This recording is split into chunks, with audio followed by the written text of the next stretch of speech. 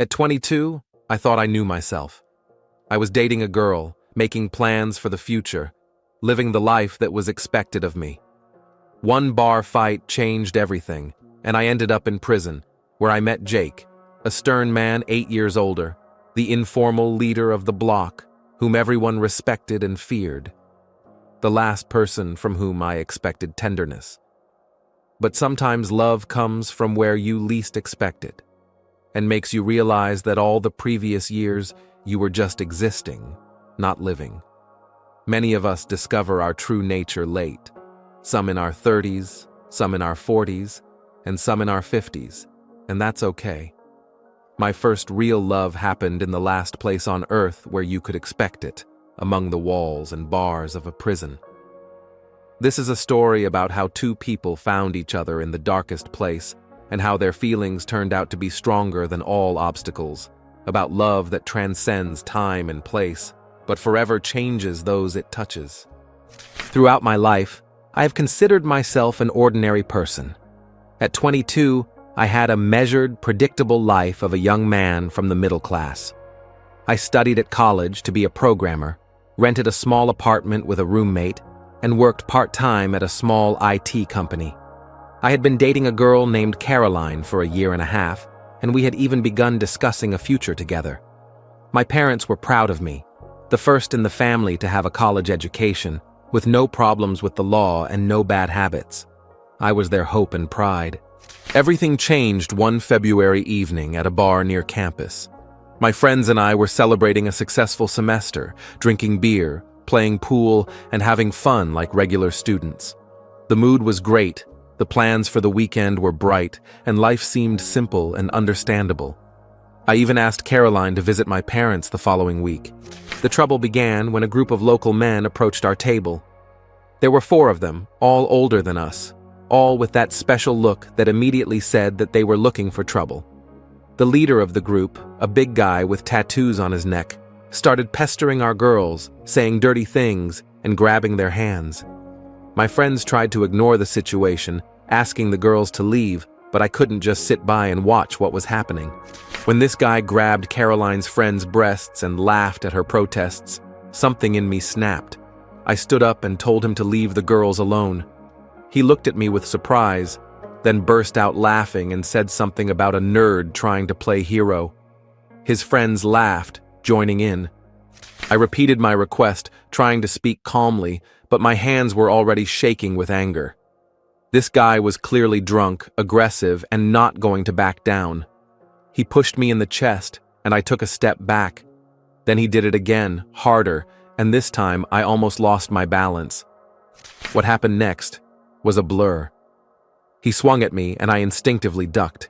I had a beer bottle in my hand, and when he tried to hit me again, I turned and shot him in the head. The sound of breaking glass still rings in my ears.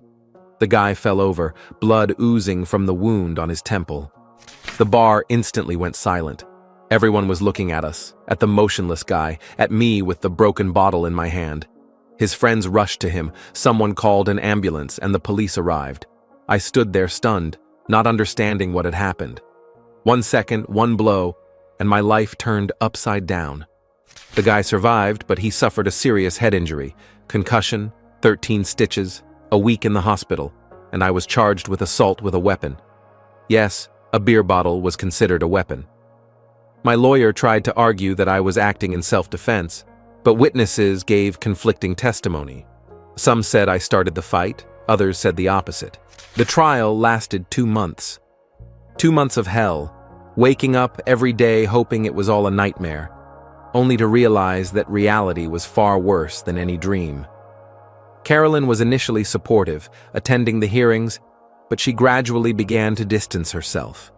My parents hired the best lawyer they could afford, spent all their savings, but their faces grew grayer and more tired with each passing day. The sentence came like a hammer blow. 2 years in prison, with the possibility of parole after a year for good behavior. The judge read the decision in a monotone voice, and I sat there and thought about how my life had just ended at 22. Caroline left me a week after the verdict was announced.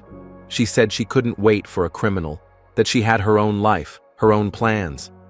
My parents didn't speak it directly, but I could see it in their eyes.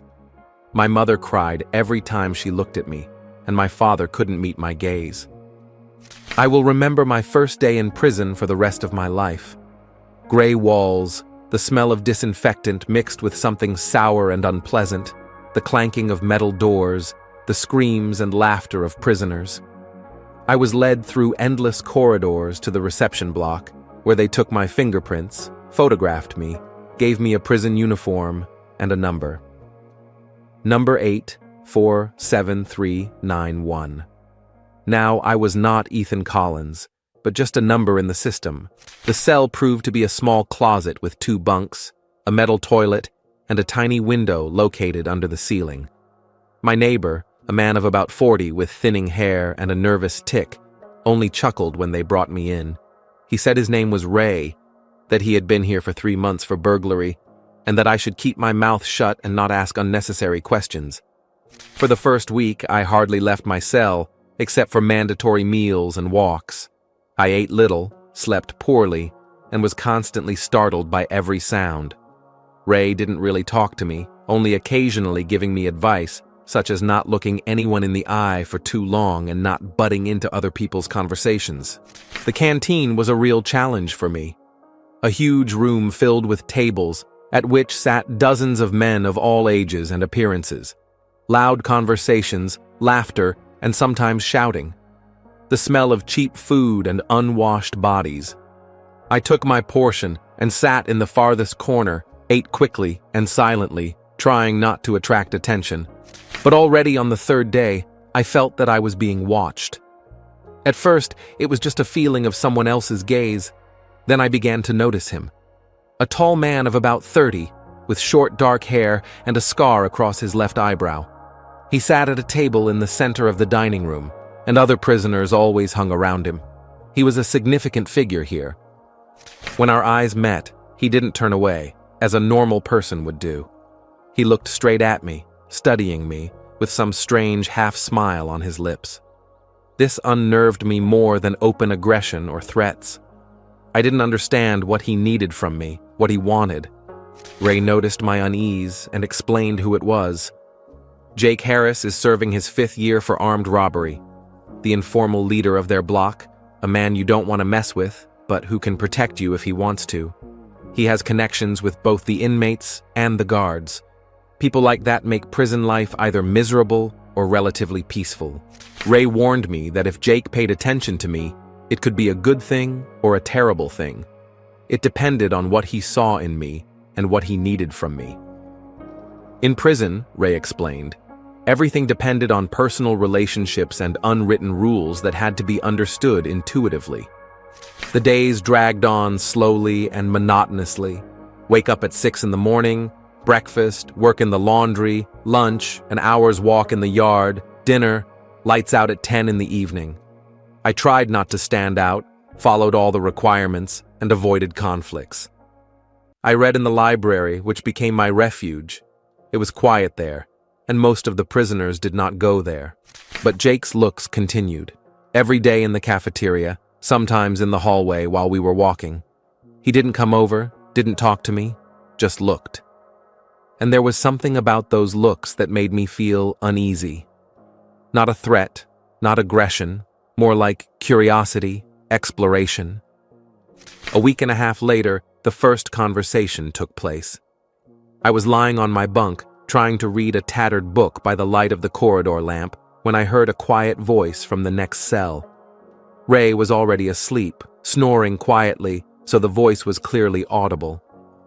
Jake asked my name. His voice was unexpectedly soft, without the rudeness I was used to hearing in the hallways from other prisoners. At first I didn't answer, pretending to be asleep, but he kept talking, telling me how life in prison was organized, what the rules were, whom to avoid. He spoke quietly, almost in a whisper, so that the guards wouldn't hear the conversations after lights out. He talked about the different people in our block, explained their stories, and warned about those who might cause problems for a newcomer like me. His voice was calm, reasonable, not trying to impress or intimidate. That night I said nothing, just listened. But the following evening, when he spoke again, I told my name softly. Ethan. He repeated it, as if tasting it, then said it was a beautiful name, rare in these parts. That's how our nightly conversations began. Every night after lights out, when the corridor became quieter, we would whisper through the cell walls. Jake would tell me about prison life, about how to survive here, not break down and not sink. He would explain the unwritten laws by which this place lives. He spoke about the importance of respect, emphasizing the need to show strength without seeking trouble, about how relationships are built between prisoners, who protects whom and why, about the system of debts and favors that connects all the prisoners in a complex web of relationships. Gradually, I began to answer him. At first, monosyllabically, then increasingly so. I told him about my case, how I ended up here, and about my life before the arrest. Jake listened attentively, not interrupting or judging. Sometimes he asked questions, but never pressed if I did not want to answer. Through him, I learned that prison has its own hierarchy, its own laws and traditions, that newcomers are usually tested for strength in the first weeks, and the rest of your life here depends on how you present yourself. The weak are not well liked here, but excessive aggression is also not encouraged. Jake explained to me that I had been sent to a relatively calm block, where there were few serious psychos, and most of the prisoners were there for economic crimes or fights like mine. That there were places much worse, where every day could be the last for the careless. I wondered who he was, this man who cared so much about a stranger. There was something else in his voice, not just strength and confidence, loneliness perhaps, or weariness. He spoke of prison as if it were home, as if it were a place where he had already spent a significant part of his life. When I asked him carefully about his story, Jake told me without emotion. Armed bank robbery 5 years ago. Got 10 years, but with good behavior, could be out in 7. Talked about it like a job gone wrong, with no regrets or excuses. He had no family on the outside. His parents died when he was 18, and his sister turned away from him after her arrest. No one to wait for him, write letters, or come to visit. Prison became his only home, and prisoners his only close people. These nightly conversations were a breath of fresh air in the stifling atmosphere of prison. Jake wasn't just talking to me, he was teaching me how to survive, how to understand this world, how to find my place in it. And for the first time in a month of being here, I could probably survive these 2 years. The nightly conversations with Jake had been going on for 3 weeks now, and I was beginning to find myself looking forward to the evenings. The day seemed long and empty until it was time for lights out, and I could hear his soft voice from the next cell. We discussed everything, the past, our plans for the future, the books we had read, and the movies we remembered. Jake told me about his childhood on the streets of Detroit. Orphaned at 14 when his parents died in a car accident. His sister was 2 years older, but barely coping, working at a diner for minimum wage. They lived in a tiny apartment in a bad neighborhood, barely making ends meet. At 15, Jake began stealing. First, food from stores, then small items that could be sold. He said he was not proud of it, but he saw no other way out. His sister worked 2 shifts, no one supervised him, and he practically dropped out of school. The street became his university, and stealing became his way of survival. He went to prison for the first time at 18 for stealing a car. He served a year and came out with the firm intention of starting an honest life. He got a job as a loader at a warehouse, rented a room, and even started dating a girl. But when he was fired due to layoffs and there was not enough money for rent, he returned to his old ways. The second term was more serious. 3 years for a series of burglaries. There, he realized that prison is a separate world with its own laws, and learned to survive in it. When he turned 24, he tried to get a job again, but with a criminal record, it was almost impossible. The armed bank robbery was an act of desperation. Jake discussed it without emotion, as if it were a failed business project. He planned for a month, studied all the details, but something went wrong. The guard was armed, shooting began, and Jake was shot in the leg and caught right outside the bank. He didn't kill anyone, didn't steal any money, but he got 10 years as a repeat offender.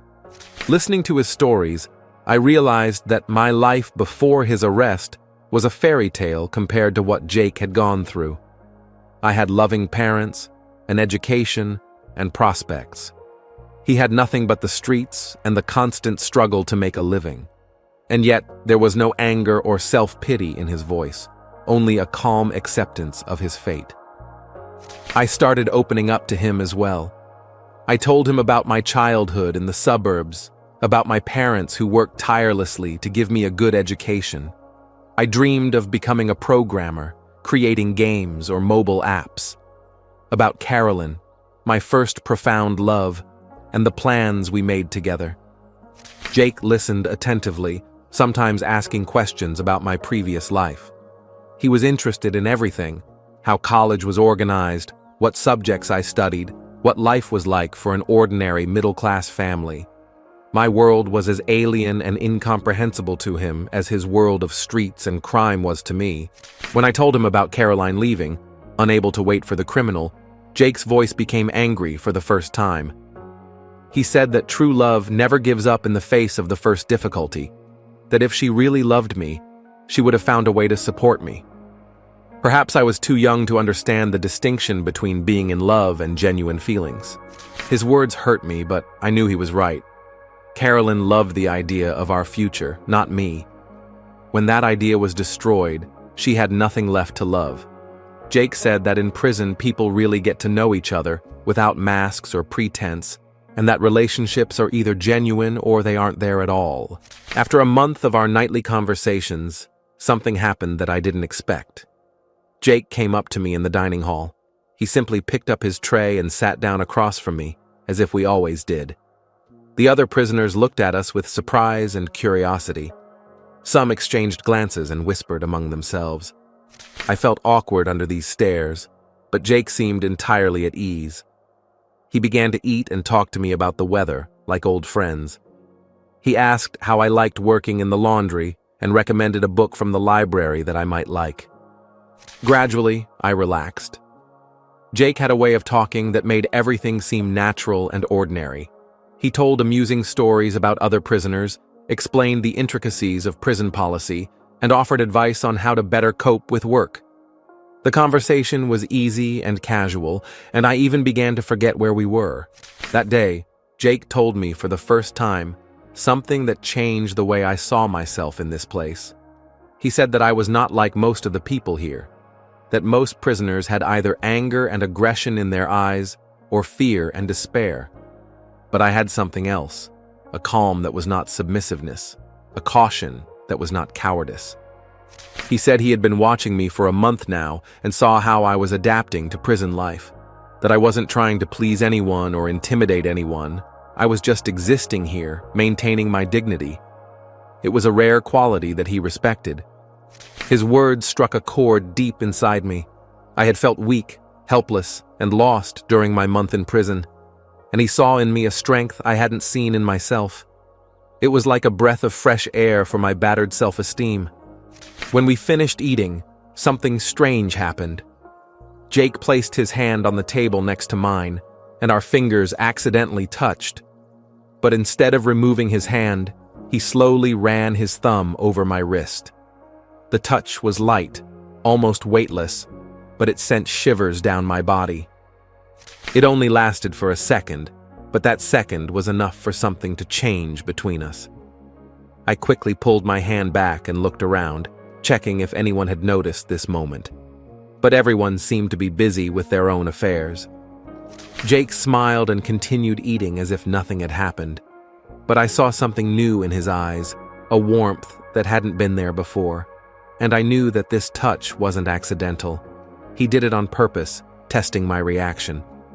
I spent the rest of the day in a state of confusion. I never thought about men romantically or sexually. I had relationships with girls, and I considered myself completely heterosexual.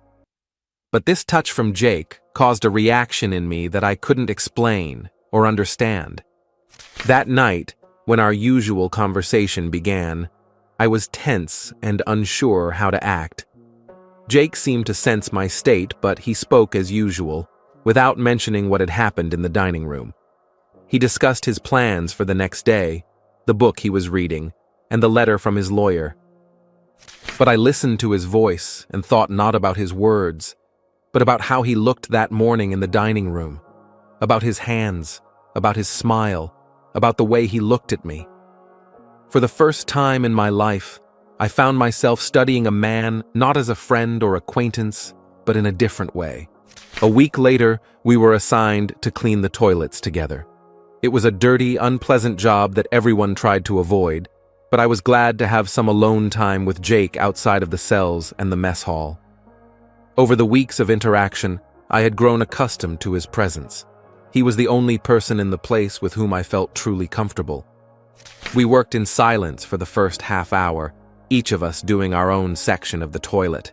The work was truly disgusting, scrubbing toilets, cleaning tiles that hadn't been cleaned in years, picking up trash that prisoners had left everywhere. But Jake worked calmly and methodically, as if it were the most ordinary thing. Then he suddenly stopped, leaned his elbows on the mop, and looked at me. He asked if I had anyone waiting for me outside.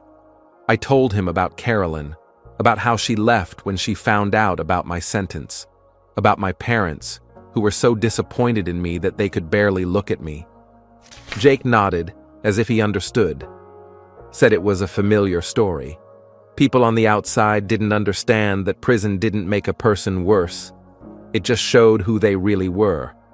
Those relationships that couldn't stand the test of distance and time weren't powerful to begin with.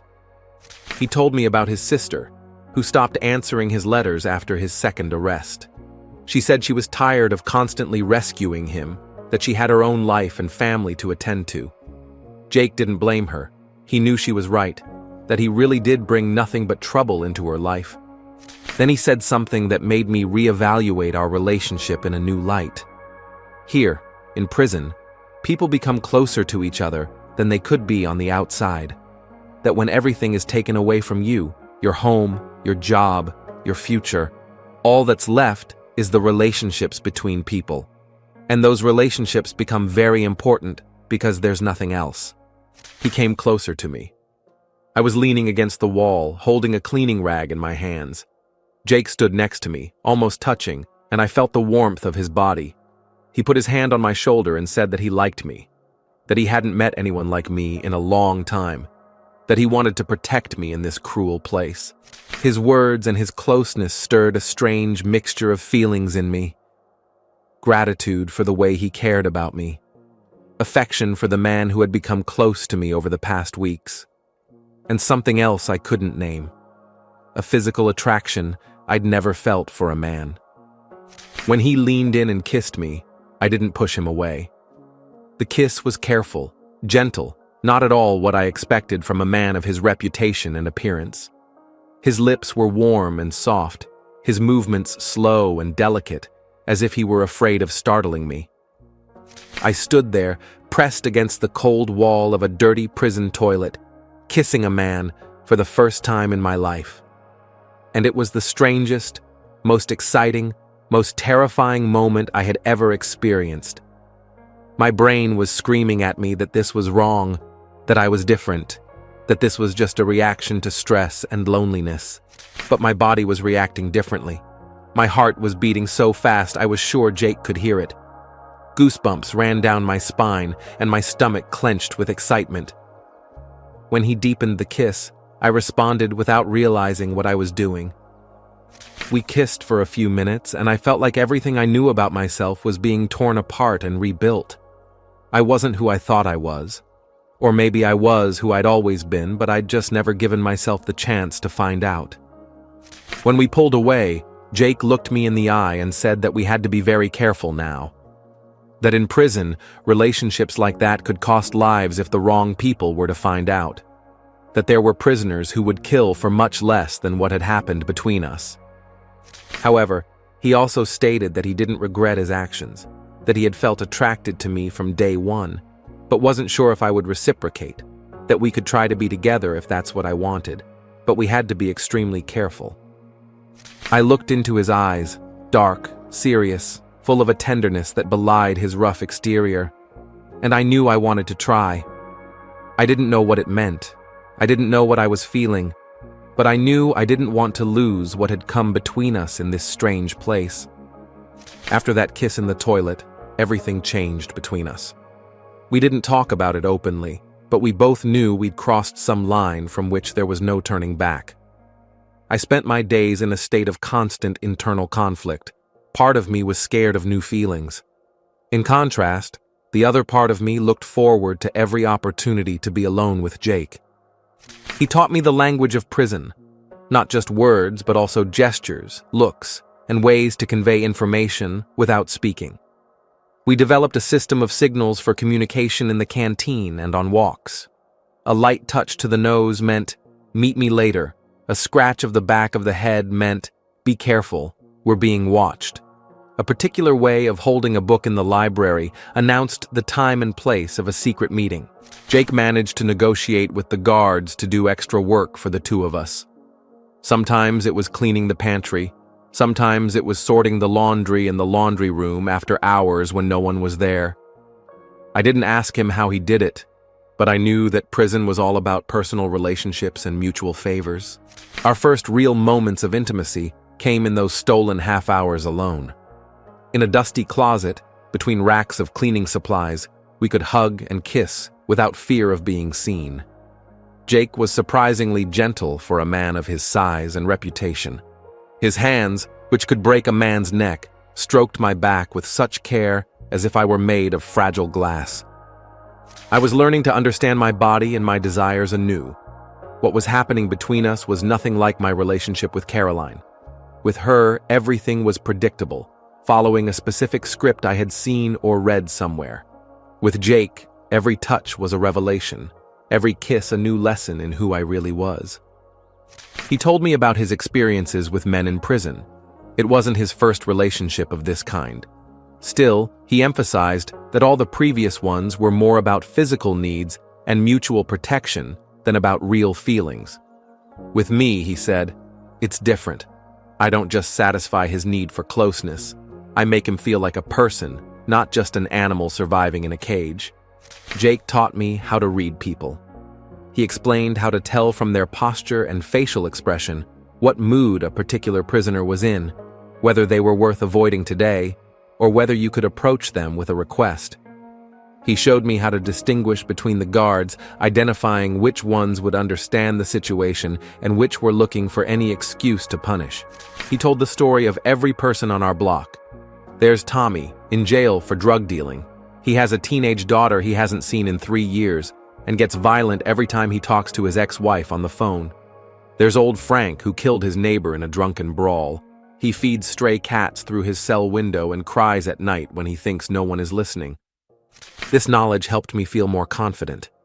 I stopped seeing the other prisoners as faceless threats and began to see them as people with their own stories, pain, and quirks.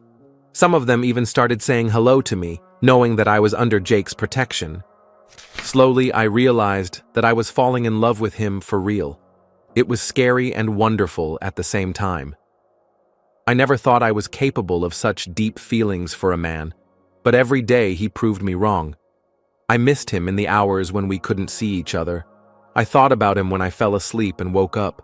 I caught myself looking for him in the crowd of prisoners.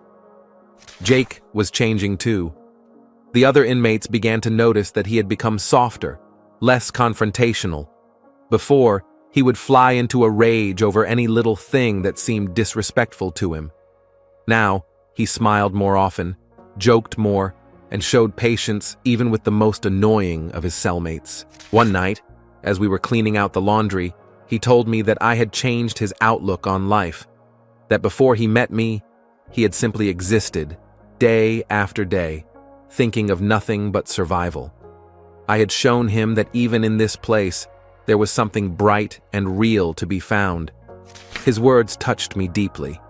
I knew that he had changed me just as much.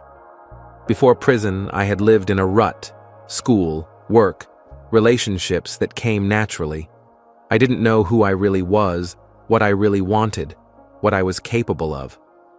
Jake made me look at myself honestly, without embellishment or self-deception. We started making plans for the future. I told him about programming, how computers work, and the possibilities that the internet opens up. Jake listened with such interest, as if I were telling him about life on another planet. For a man who spent most of his life on the streets, the world of technology was truly alien. He dreamed of simple things: renting a small apartment, finding a job that didn't require explaining his criminal record, maybe getting a dog. He said he'd always loved animals but could never afford one. I pictured us together in that apartment, me at the computer and him with a dog on his lap. It seemed like the most wonderful future imaginable. Our physical intimacy deepened too. In those rare moments when we were utterly alone, we allowed ourselves more than kisses and hugs.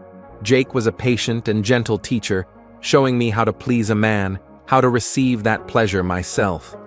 Each time was a new discovery of my body and my desires. I remember our first truly intimate moment. It was in the library late at night, when Jake had arranged with a guard that we would stay there to take inventory of the books. We kissed between the stacks, and I felt his hands exploring my body through my prison uniform. When he touched me where no man had ever touched me, I tensed at first, but then relaxed, trusting him completely. What happened next was a revelation. Jake knew my body better than I knew myself, learned how to push me over the edge and give me the release I didn't even know I craved. When it was over, I was lying on the floor between the bookshelves, knowing I would never be the same Ethan again. We learned to pass notes through trusted people. Jake had his own sources among the prisoners and even some of the guards. Short messages, written on scraps of paper, conveyed our feelings, our plans for the day, and just how much we missed each other while we were apart. One of his notes in particular stuck with me. He wrote, "You taught me how to love again. I thought I was only capable of anger and survival, but you showed me that there was still room for tenderness in me." I reread these lines dozens of times until the paper was frayed from touching. My notes to him were no less frank. I wrote about how he changed my understanding of love, making me feel like a real man for the first time in my life. With him, I am not afraid of prison, nor scared of the future, because I know that no matter what happens, we will cope together. Jake told me more about the prison hierarchy. He explained that there are different types of relationships between men here. Some are based on strength and submission. The stronger one takes the weaker one under protection in exchange for services. Others are purely physical, serving as a way to relieve tension and satisfy basic needs. And very rarely do you find real feelings based on mutual respect and affection. He emphasized that our relationship was of the third type, but from the outside, it might appear different. Other prisoners needed to see me not as his property or a toy, but as an equal partner whom he respected.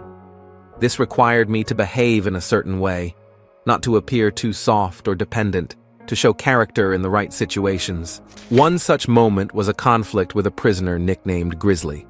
A healthy man of about 45, who was serving time for assault, decided to test my fortitude. He approached me in the cafeteria when Jake was not around and began to say obscene things, hinting at my relationship with Jake. Before, I would have just kept quiet and left, but now I knew that would be perceived as weakness. I stood up, looked him in the eye, and told him that if he had problems with me or Jake, he could discuss them openly and not whisper nasty things behind his back. My decisiveness surprised him. He expected to see a frightened boy, but he got a rebuff. The conflict didn't escalate into a fight, but the entire block saw that I was ready to stand up for myself. This added to my respect and showed the other prisoners that I was not just Jake's find, but a person with my own character and dignity. Jake was proud of me after that incident.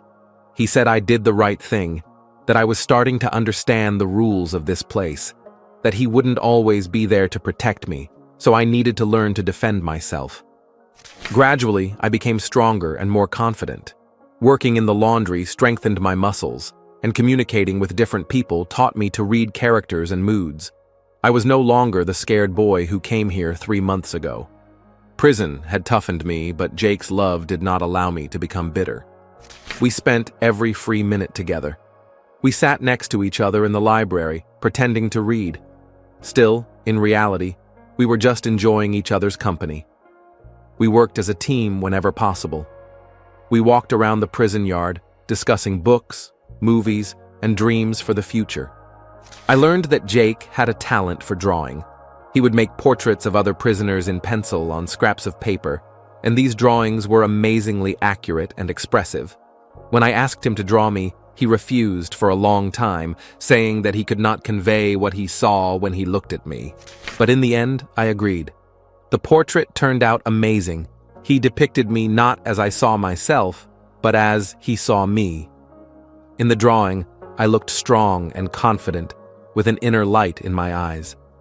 This portrait became my most precious treasure. Jake confessed to me that he loved me one evening, when we were whispering through the bars of our cells.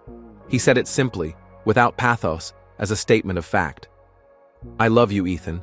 For the first time in my life, I truly love another person." His voice trembled with emotions that he usually carefully concealed. I told him the same thing, because it was true. I loved him with all my heart, with all my soul, with all my being. I loved him for protecting me, teaching me, and caring for me. I loved him for his strength and tenderness, for his past and dreams for the future. I loved him for showing me who I really am. That night became a turning point in our relationship. We no longer hide the depth of our feelings from ourselves. We did not try to pretend that it was just a matter of friendship or a temporary infatuation. We truly loved each other, and this love gave us the strength to endure all the difficulties of prison life. But at the same time, it made us vulnerable. Love in prison is a luxury few can afford and a danger that can cost lives. We knew this, but we couldn't and wouldn't stop. What had arisen between us was too strong, too real, to give up. Our happiness lasted 3 months. 3 months during which we thought we knew how to be careful, that our system of signals and secret meetings was reliable. We relaxed and became less vigilant, and this became our fatal mistake. The first to suspect was Vince, a prisoner from the next block who often worked with us in the laundry room. A short but solidly built man in his mid-30s, he was in for drugs. He had a keen eye for other people's secrets and a habit of prying into other people's business. Jake warned me about him, said Vince liked to gather dirt on people to use for his own purposes, but we thought we were careful enough not to fall for his tricks. We were wrong. Vince started watching us, noticing the times we glanced at each other in the cafeteria for a little longer than usual, keeping track of how often we ended up in the same jobs, studying our behavior when we thought no one was watching. Then his friends, Carl and Danny, joined him. 3 men who had nothing better to do than sniff out secrets and theorize about what was going on behind closed doors. They began whispering among themselves, looking meaningfully in our direction, exchanging knowing glances. Jake noticed their behavior before I did. He warned us to be especially careful until the 3 of them lost interest in us. We began to meet less often, limiting ourselves to the most necessary conversations in public places, and stopped passing notes to each other. But it was too late. They had caught on to the secret and were not going to back down. Vince even tried to approach me when Jake was not around and carefully pry information out of me. He asked how I was living under the protection of such an influential person, whether Jake wanted anything in return for his care. I answered briefly and left, but I understood that he had almost figured it all out. His eyes showed the triumph of a hunter who had cornered his prey. All that was left was to wait for the moment when he would receive final confirmation of his suspicions. This moment came in the shower of Block B, where we were transferred to clean up after the renovation. We thought that there was no one there. It was an inopportune time. Most of the prisoners were in the cafeteria or on a walk. We checked all the stalls, ensured we were alone, and allowed ourselves a few minutes of intimacy. We stood under the streams of warm water, hugged, kissed, and enjoyed the rare opportunity to feel like 2 people in love, not prisoners who had to hide their feelings. Jake stroked my back, whispered in my ear that he had missed me all day. I pressed myself against him, forgetting about everything in the world. We didn't hear the door open. We overlooked Vince, Carl, and Danny as they entered the shower. We only realized we weren't alone when we listened to their voices. Loud, triumphant, full of disgust and malice. Vince whistled and said something like, "Wow, guys, look who's cooing like a dove." Carl laughed and added a dirty comment about how he always suspected something like that. Danny just stood there, watching with a look of disgust on his face. We quickly pulled away from each other, but it was too late. They had seen us in our arms. They had seen us kissing. They had seen something that left no room for doubt or alternative explanations. Our secret was no longer a secret. Jake instantly transformed into the man he had been before we met. Cold, dangerous, ready for violence. His face hardened, his muscles tensed, his eyes filled with a fury that made even Vince take a step back. He told them very quietly, almost in a whisper, that if even a word of what he had seen got out of that shower, he would personally make sure that each of them would regret the day they had ever stuck their noses into other people's business. The threat sounded so convincing that for a moment I thought they were actually scared and would forget about what they had seen. But Vince wasn't one to give up easily. He chuckled and said that information like that was too interesting to keep to himself. That prison didn't like faggots, especially those who pretended to be tough guys, but were really just having fun with young boys. Jake took a step toward him, and I saw the murderous rage in his eyes. I knew that in another second, he would attack Vince right there. This could have a very negative outcome for all of us. I grabbed his arm and told him not to, that we would find another way to solve this problem. But Vince already felt he had the upper hand. He said that by tomorrow, the whole block would know about our affair. What's interesting is to see how long Jake's reputation will last once everyone knows he's been screwing boys in the showers. With these words, Jake lost control. He rushed at Vince with such fury that Vince didn't even have time to try to defend himself. One blow, and Vince fell, smashing his head on the tiled wall. Carl and Danny rushed to help their friend, and the fight began. I tried to help Jake, but Carl elbowed me in the face and I fell, hitting the bench. Blood from my broken nose was pouring into my eyes and my head was ringing from the blow. I saw Jake fighting two men at once, his face covered in blood and bruises. The fight was brutal and short. Jake was stronger than any of them individually. Still, against two, with the third already getting up from the floor, he had little chance. When the guards came running to the noise, the shower was covered in blood, and all the participants in the conflict were lying on the floor. They took me to the medical block, washed my wounds, and gave me painkillers. My nose was broken, but not critically. A few scrapes and bruises. Jake suffered much more damage, a cut eyebrow, a knocked-out tooth, possibly broken ribs. He was taken to the prison hospital. The investigation was a formality. The guards knew that such fights happened regularly and rarely went into detail. The official version was that it was a dispute over the line at the shower. Vince and his friends were reprimanded and given extra work for a few days. Jake faced a more serious punishment, but the real problem wasn't the official punishment. By the evening of that day, the entire block knew the truth about our relationship. Vince, despite Jake's threats, couldn't resist telling everyone what he'd seen. The story grew in detail, becoming increasingly piquant with each retelling.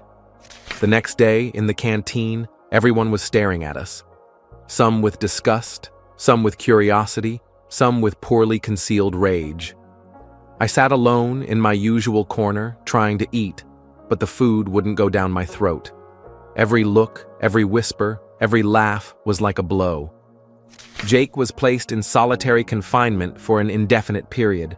Officially for fighting and disturbing the peace, unofficially for his own safety, because many inmates had openly spoken about the fact that faggots were not welcome there. I was left alone in a world that had suddenly become hostile. People who had previously been neutral or even friendly toward me now turned away when they met.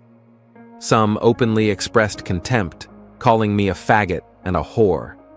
During the first days, I hardly left my cell. Ray, my neighbor, treated me with an icy manner. He was not rude, but he did not talk more than necessary. It was clear that he did not want to associate with me, so as not to arouse suspicion. On a walk, 3 guys approached me, led by Grizzly, the same one with whom I had a conflict before. He said that now that my friend is not around, I will have to find a new protector, or learn to live without protection at all. The threats were veiled but clear. They were giving me time to think about my situation, but they wouldn't wait long. There is a specific hierarchy in prison, and those at the bottom of that hierarchy have to pay for their existence. I knew I couldn't survive without Jake for long. His authority and protection were the only things that kept others from openly attacking me. Now I was an easy target for anyone who wanted to show off their cool or just have fun at my expense. The nights became especially hard. I lay on my bunk and listened to the whispers of other prisoners in the corridor. They discussed me, made plans, and decided who would try to tame me first. Some of the conversations were so disgusting that I covered my ears with my hands. 2 weeks without Jake seemed like an eternity. I barely ate, slept poorly, and was constantly looking over my shoulder, expecting an attack. Several times it almost came to blows, but each time I managed to avoid conflict by giving in or retreating. I blamed myself for everything that had happened. If I'd been more careful in the shower, if I'd insisted that we play it safe, if I'd never given in to my feelings for Jake. 1,000 what-ifs swirled around in my head, giving me no peace. But then I remembered his eyes, his hands, his voice at night, and I realized that I didn't regret anything. It was better to survive those 2 weeks of hell than to never know what true love was. Jake showed me who I really was, and no one could take that away from me. I didn't know if he was alive, how he was feeling, what they were doing to him in the isolation ward. The punishment cells were located in a separate part of the prison, and only guards and medical staff were permitted entry. I could only guess and hope that he was okay. On the 15th day, something happened that I didn't expect at all. The guard told me to get ready. I thought that I was being transferred to another block or punished for something, but it turned out that a decision had been made for early release. My lawyer got the case reviewed, proved that I had acted in a state of passion, and my sentence was reduced. I should have been happy. Freedom, a new chance, a chance to start life over. But all I could think about was that I was leaving Jake at his most challenging moment, that he was alone in this hell, and I was running to freedom. That night, I couldn't sleep. I would be released tomorrow morning, but Jake would remain here. I asked the guard to give him a note, but he refused to do so. Prisoners in the punishment cell were not allowed to correspond. Around midnight, a guard named Robert Mills, an older man and father of 3 who sometimes worked in our unit, approached my cell. Throughout our interactions, I had seen in his eyes a humanity that many of his colleagues lacked. He said quietly that he saw me with Jake, that he understood that there was something real between us, that he had loved his wife for 30 years and knew what sincere feelings looked like. He offered to secretly take me to Jake for 10 minutes. It was against all the rules, but sometimes humanity is more important than instructions. We walked through the empty hallways to the solitary confinement block. When the door opened, Jake was sitting on his bunk, reading a book. When he saw me, he jumped up and we rushed towards each other. We hugged each other so tightly, as if we were trying to merge into one. His face still bore the marks of the fight, bruises and healing abrasions, but he smiled. We kissed desperately, hurriedly, aware that time was passing. He said that for 2 weeks, he had thought only of me, worried about how I would cope without his protection. I told him about the early release. Jake was happy for me, but there was sadness in his eyes. He said that I should forget him, start a new life, and find a normal person for a relationship. But I shook my head. I will wait as long as it takes. He objected that he had 3 years left. which he considered too long for a young man. But I was adamant. I said that love did not obey logic, that without him, my life would not be complete. Time flew by. We kissed one last time. He dictated his details to me, his full name, date of birth, and prisoner number. He asked me to find his mother in Detroit, to tell her that he was alive and that something good had come into his life. In the morning, I was released. Standing at the prison gates with a bag of things, I knew my real life was just beginning. I rented an apartment, found a job, and wrote letters to Jake every week. I saw his mother, the old woman who cried when she learned about her son. Now I live with one dream. In a year and a half, Jake will apply for parole. I'm saving money to study the law and hire a lawyer. My friends think I'm crazy, but they don't understand. Yesterday, his letter arrived. Wait for me, my boy. I will definitely come back to you, and then we will never part again. I will wait. Because true love knows no boundaries, no walls, no time, no distance.